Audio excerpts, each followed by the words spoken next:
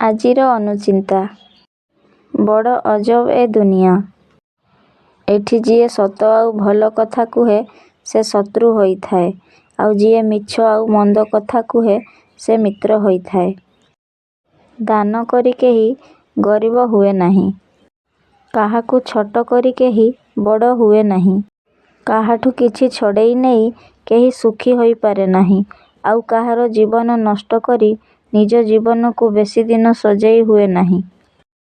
ସବୁବେଳେ ଗୋଟିଏ କଥା ମନେ ରଖିବେ, ଅତୀତକୁ କେବେ ବର୍ତ୍ତମାନକୁ ଆଣିବାକୁ ଦେବେ ନାହିଁ, କାରଣ ଏଇ ଅତୀତ ଯେତେବେଳେ ବର୍ତ୍ତମାନକୁ ଆସିଯାଏ, ସେ ବର୍ତ୍ତମାନ ସହିତ ଭବିଷ୍ୟତକୁ ମଧ୍ୟ ନଷ୍ଟ କରି ଦେଇଥାଏ। ମଣିଷ ନିଜର ଭୁଲ ସେତେବେଳେ ହିଁ ବୁଝିପାରେ, ଯେତେବେଳେ ସେ ଗୋଟିଏ ଭୁଲ ପାଇଁ ଅନେକ କିଛି ହରେଇ ସାରିଥାଏ। ରାତାରାତି ଭାଗ୍ୟ ବଦଳିଯିବ। କରନ୍ତୁ ଏହି 10ଟି କାମ। ପ୍ରଥମରେ ଗାଈକୁ ଗୁଡ଼ ଖୁଆଇବା।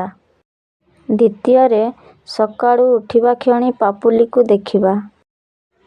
ତୃତୀୟରେ ଶୁକ୍ରବାର ଦିନ ଜୋତା ଏବଂ ଚପଲ କିଣିବା। ଚତୁର୍ଥରେ ରାତ୍ର ସମୟରେ ଗୃହରେ କର୍ପୂର ଆଳତି କରିବା। ପଞ୍ଚମରେ ତୁଳସୀ ବୃକ୍ଷ ମୂଳରେ ଘିଅ ଦୀପ ଜାଳିବା। ଷଷ୍ଠରେ ପୂଜା ଘରେ ଶଙ୍ଖ ରଖିବା। ସପ୍ତମରେ ଦକ୍ଷିଣ ଦିଗକୁ ମୁଣ୍ଡ କରି ଶୋଇବା। ଅଷ୍ଟମରେ ଶୋଇବା ପୂର୍ବରୁ ରୋଷେଇ ଘରକୁ ସଫା କରିବା।